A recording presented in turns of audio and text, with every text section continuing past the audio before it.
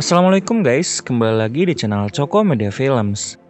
Kali ini kita akan berbagi cerita menarik tentang sebuah film yang penuh dengan adegan horor. Mendulang kesuksesan pada prequelnya dengan berbagai macam penghargaan, film ini pun dirilis sequelnya dengan judul A Quiet Place Part 2.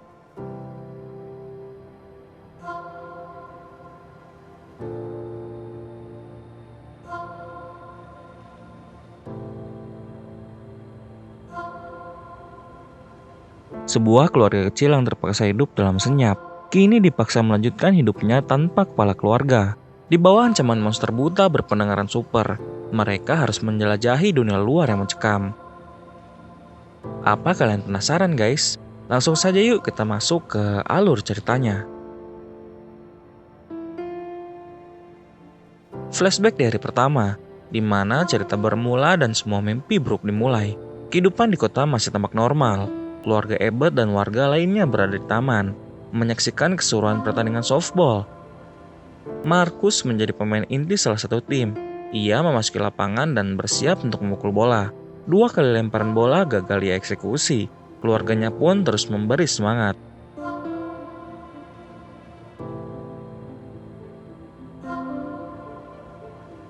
Tiba pada lemparan bola ketiga, seekor anjing terus menggonggong. Tak sengaja, Markus menatap langit. Ia terperangah melihat meteor besar memecah gumpalan awan. Suara gemuruh di langit mengiringi kehadiran meteor itu. Sontak, warga yang panik berhamburan pergi. Lee dan sahabatnya Emmet bergegas ke mobilnya, membawa serta keluarganya pergi dari lokasi. Lee bersama putrinya mengendarai mobil truk. Ronnie, si polisi, datang dengan mobil patroli. Lee pun menghampiri menanyakan situasi. Tiba-tiba saja, monster menyerang mobil patroli Ronnie.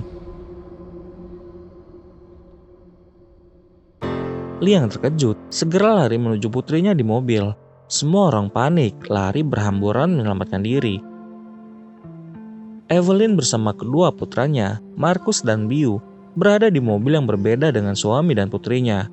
Monster menyerang setiap mobil yang membunyikan klakson, serta menyerang setiap warga yang berteriak. Situasi menjadi kacau dan semakin mencekam.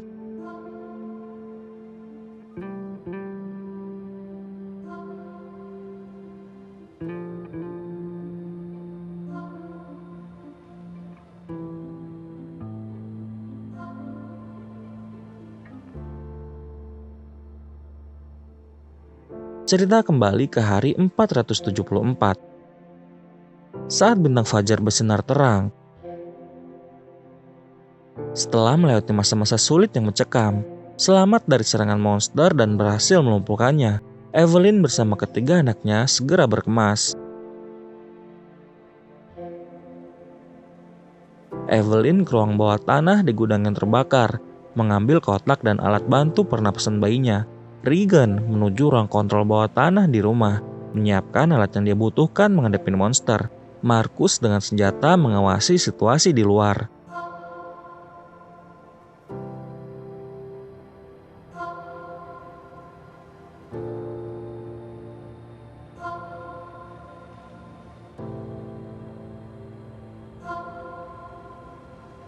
Matahari pagi mulai menyinari ladang.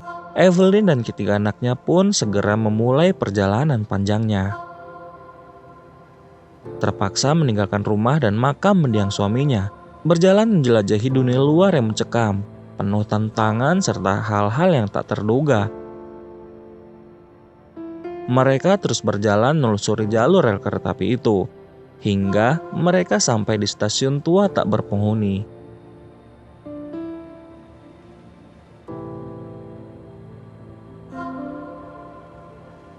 Sesaat setelah mereka melewati pagar pembatas, kakek Evelyn menyentuh tali perangkap yang menimbulkan suara bising. Sontak, mereka bergegas lari untuk bersembunyi. Dari tempat yang lebih tinggi, seseorang sedang mengawasi.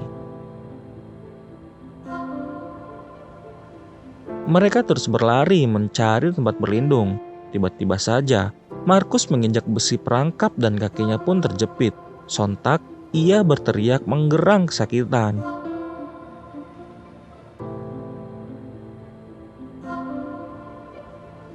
Evelyn berusaha membungkam mulut anaknya. Ia khawatir teriakan itu mengundang lebih banyak monster. Satu monster tampak mendekat. Regan menyiapkan alat pengeras suara dan menghidupkannya.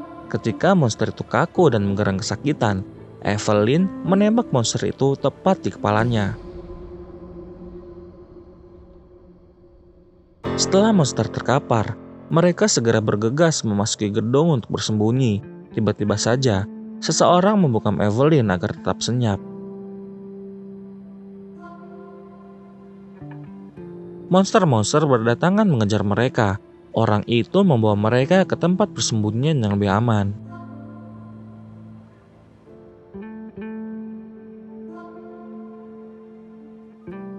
Di luar dugaan Evelyn, ternyata orang itu adalah Emmett, sahabat mendiang suaminya. Ia bisa bertahan sejauh ini, namun kehilangan keluarganya.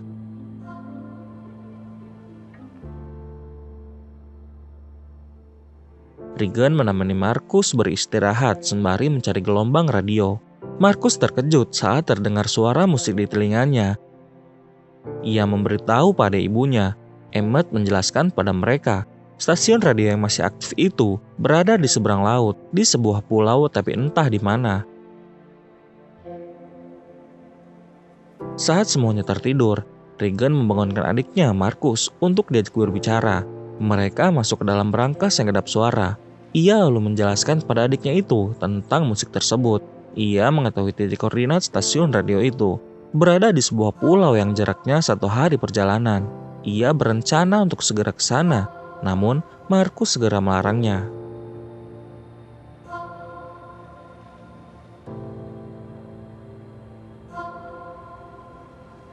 Tiba waktu pagi menjelang, Markus bangun dari tidurnya dan mendapati pesan dari kakaknya. Kecemasan mencekam Evelyn saat mengetahui hal itu. Ia memohon pada Emmett untuk segera mencari anaknya.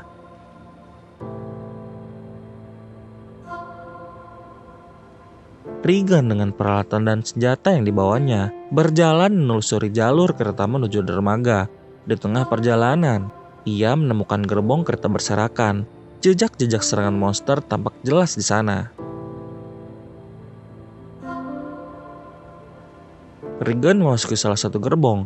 Ia melihat sebuah kotak medis yang sulit dijangkau. Saat berusaha untuk meraihnya, sosok mayat yang jatuh di balik pintu mengejutkannya. Sontak, ia berteriak dan menimbulkan kebisingan. Sesaat kemudian, monster datang memasuki gerbong itu. Dengan sigap, Regan menyiapkan alat dan senjatanya. Alat dihidupkan dan monster pun menggerang kesakitan. Ia menembaknya, namun tidak tepat pada sasaran. Monster semakin mengganas dan terus mendekat. Regan kehabisan peluru dan pasrah pada keadaan.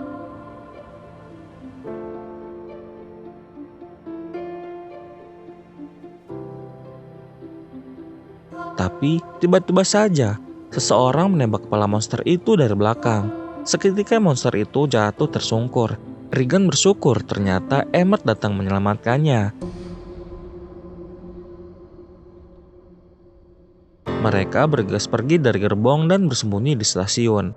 Emmett akan mengembalikan Regan pada ibunya setelah situasi aman. Namun, Regan menolak untuk kembali sebelum rencananya terpenuhi. Regan menjelaskan rencananya pada Emmett dan memintanya untuk membantu. Namun Emmett menolak. Regan terus berupaya meyakinkannya. Emmett sejenak berpikir lalu menyuruhnya beristirahat. Sengatan sinar mentari membangunkan Regan dari tidurnya. Ia terkejut. Emmett tak ada bersamanya. Senjata dan alat bantu pendengarannya pun tak ia temukan. Regan segera keluar dari stasiun dengan rasa kecewa. Ia pun menangis sejadi-jadinya. Tapi tiba-tiba saja, Emmett datang menyerahkan alat bantu pendengarannya dan menjelaskan kalau dia menemukan perahu yang mereka butuhkan.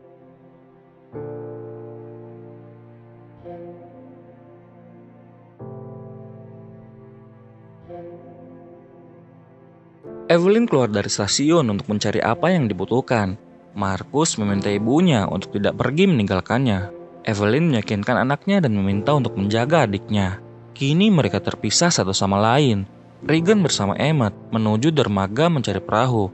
Evelyn menuju kota untuk mencari apa yang dibutuhkannya. Dan Markus menjaga adiknya di stasiun tua yang mencekam.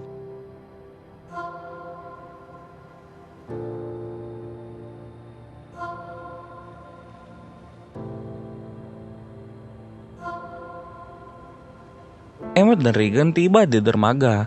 Mereka dikejutkan oleh kepungan orang-orang di dermaga.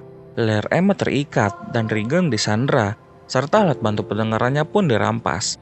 Emmett memberi syarat pada Regan untuk berenang. Seketika itu, Emmett menyerang penyandra itu. Kebisingan yang terjadi di dermaga mengundang monster datang. Seketika itu pun monster menyerang orang-orang. Emmett berbalik menyandra dan menusuk orang itu. Ia melompat ke air di saat monster menyerang.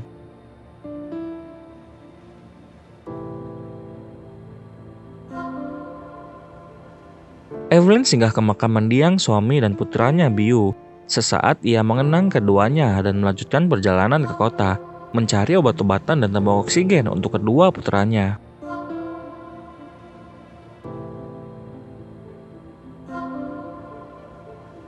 Markus meninggalkan adiknya di dalam kotak, mencoba masuk ke ruangan privasi Emmett di lantai atas. Ia terkejut saat melihat jasad mendiang istri Emmett yang masih terbaring di situ.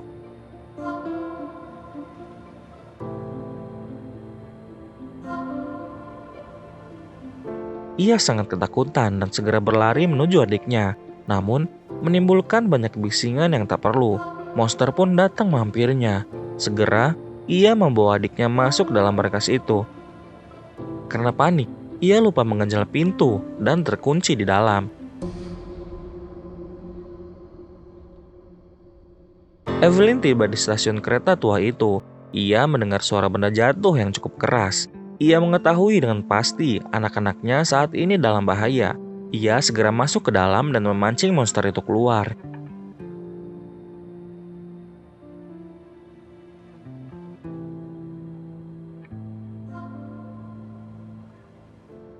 Ia mengorbankan satu tabung oksigen yang dibawanya. Tabung itu diledakkan dan membakar monster itu. Namun, ia gagal membinasakan monster itu. Ia bergegas menemui anak-anaknya saat monster itu lengah dan mendapati Markus hampir mati terkunci dalam brankas. Regan berhasil mendapatkan perahu dan menarik Emmett ke atas. Sementara, Emmett pun berhasil menyelamatkan alat pendengaran Regan. Mereka bergegas menuju pulau stasiun radio, meninggalkan satu monster di atas perahu lain. Mereka mendapatkan sebuah fakta penting dan menarik, bahwa monster itu tidak dapat berenang di air. Setibanya mereka di bibir pantai sebuah pulau, Regan dan Emmett berjumpa dengan mereka yang berhasil selamat. Emmett membicarakan rencananya pada pria pemilik stasiun radio itu. Pria itu pun menyetujuinya. Mentari bersinar terang di pagi hari. Emmett berjalan menuju bibir pantai. Tiba-tiba, ia dikejutkan dengan keberadaan perahu yang bersandar. Ia tahu persis bahwa perahu itu membawa monster ke pulau. Emmett bergegas memperingatkan orang-orang, namun seketika itu pula monster menyerang semua orang. Emmett, Regan, dan pria pemilik stasiun radio itu masuk ke dalam mobil. Klakson pun dibunyikan untuk memancing monster mengikuti mereka. Setibanya mereka di stasiun radio, monster menyerang pria itu setelah menyerahkan kunci pada Emmett. Regan dan Emmett segera memasuki stasiun radio. Monster itu pun masuk mengikuti mereka yang segera bersembunyi. Regan berhasil masuk ke ruang siaran. Segera, ia mengganti musik yang sedang disiarkan itu dengan suara frekuensi tinggi dari alat bantu pendengarannya. Seketika itu, monster yang mengincar mereka menggerang kesakitan. Regan segera menghantam kepala monster itu dengan besi. Lalu monster itu pun mati. Di sisi lain stasiun kereta tua, Evelyn sedang berjuang menyelamatkan diri dan anak-anaknya dari monster. Di saat suara musik yang terdengar di telinganya berganti, Markus menyadari kakaknya berhasil sejauh ini. Radio itu pun diarahkan pada monster dengan volume tinggi. Monster itu seketika menggerang kesakitan. Markus pun mendekati monster itu dan segera menembaknya. Monster itu pun mati, mereka pun selamat. Inilah akhir dari cerita A Quiet Place Part 2. Yang mungkin masih akan menyiapkan prequel-prequel selanjutnya.